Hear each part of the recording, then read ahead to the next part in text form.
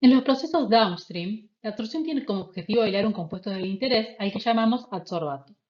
La eficiencia del proceso depende de la interacción entre ese adsorbato y el absorbente, por lo que la selección de este último constituye una etapa clave. En este video vamos a ver las principales características que debe reunir un buen absorbente y los métodos más utilizados para su regeneración y la recuperación del adsorbato. El contenido de este video está organizado en 4 secciones. 1. Introducción. 2. Características que deben reunir los absorbentes. 3. Regeneración de absorbentes. 4. Algunas preguntas sobre lo aprendido en este video. Sección 1. Introducción. La absorción es un fenómeno de superficie en el que el compuesto de interés, al que llamamos adsorbato, queda retenido sobre la superficie de un sólido al que llamamos absorbente. La eficiencia del proceso de absorción depende de la interacción entre ambos. Por ello, para que el proceso sea eficiente, el absorbente debe reunir una serie de características que favorezcan la retención del compuesto de interés y su posterior recuperación. Sección 2. Características de los absorbentes. Los absorbentes deben reunir ciertas características para garantizar la efectividad del proceso de absorción.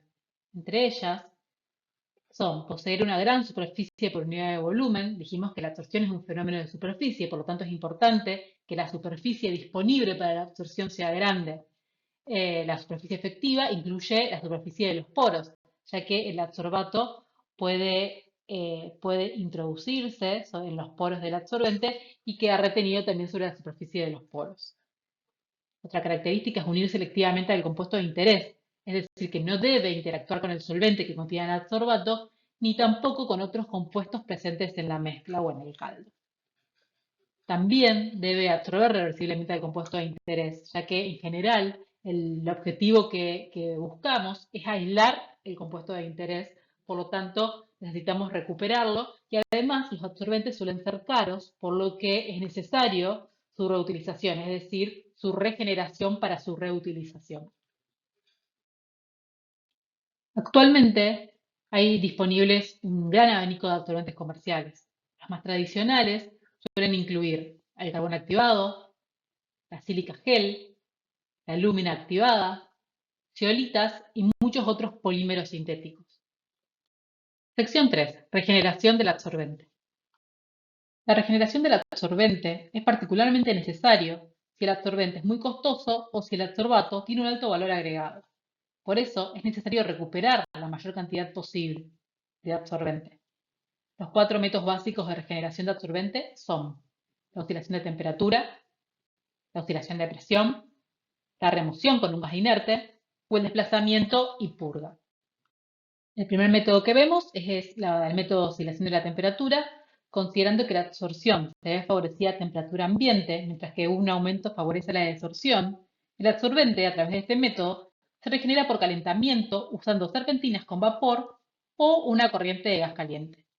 Este método es útil en casos en el que el soluto se encuentre fuertemente absorbido y en general se logra una alta recuperación del soluto. Sin embargo, el absorbente se puede dañar debido a las altas temperaturas y además se requiere un elevado consumo de energía. El segundo método es el método de oscilación de presión.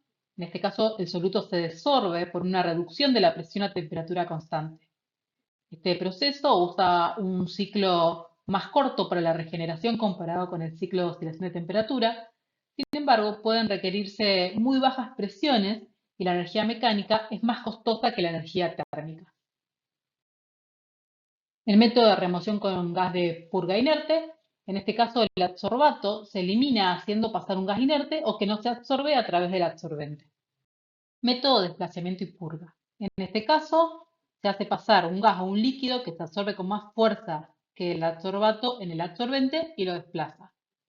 Se trabaja a presión y temperatura constante, evitando un daño térmico debido a que es necesario trabajar a altas temperaturas. Sin embargo, se requiere una etapa posterior de desorción para poder recuperar el absorbente. Sección 4. Algunas preguntas.